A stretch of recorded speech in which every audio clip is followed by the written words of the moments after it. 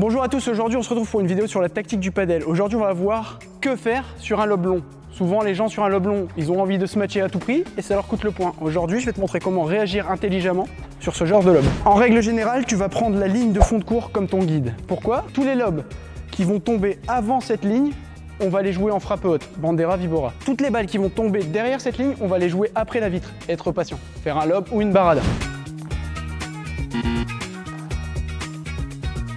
Donc là sur le lob d'avant, on voit que Simon il a dû reculer jusqu'à la ligne, il a essayé d'envoyer fort, en déséquilibre en plus, on est vers l'arrière, c'est jamais un bon moyen de venir se matcher à ce moment-là, ok? Plus tu te retrouves loin du filet, plus ta frappe haute, Bandera ou Vibora, va devoir être lente. Pourquoi? Plus elle sera lente, plus elle te donnera de temps pour remonter au filet. Parce qu'en fait, si tu joues un smash et que tu repars au fond de cours, ça ne sert à rien. Tu joues un smash, frappe haute, et là tu dois reprendre le filet. Donc le but, c'est de ralentir un peu le geste, de faire une bandera pour regagner le filet.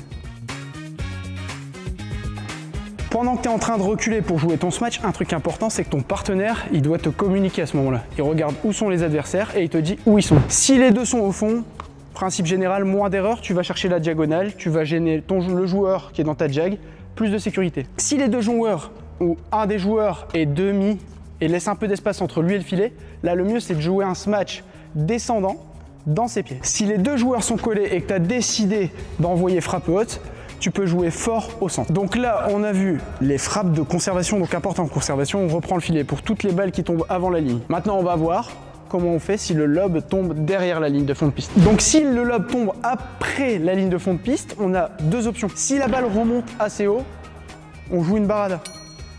Si la balle ne ressort pas trop de la vitre mais est assez haute et te laisse le temps pour jouer, là tu peux faire un lob, donc préparation basse, et tu vas chercher le lob pour regagner ton filet derrière. Dernière option, si tu n'as vraiment pas beaucoup de temps, que la balle elle tombe, elle reste collée à la vitre et elle tombe vraiment, là tu t'embêtes pas, tu prends pas de risque et tu rejoues simplement au milieu sans prendre de vitesse les adversaires. J'espère que ces conseils t'auront permis de savoir quoi faire sur un lob long, surtout d'éviter de te faire contrer. Tu peux retrouver les conseils techniques sur la bandera et sur la barada dans notre playlist Apprends le padel.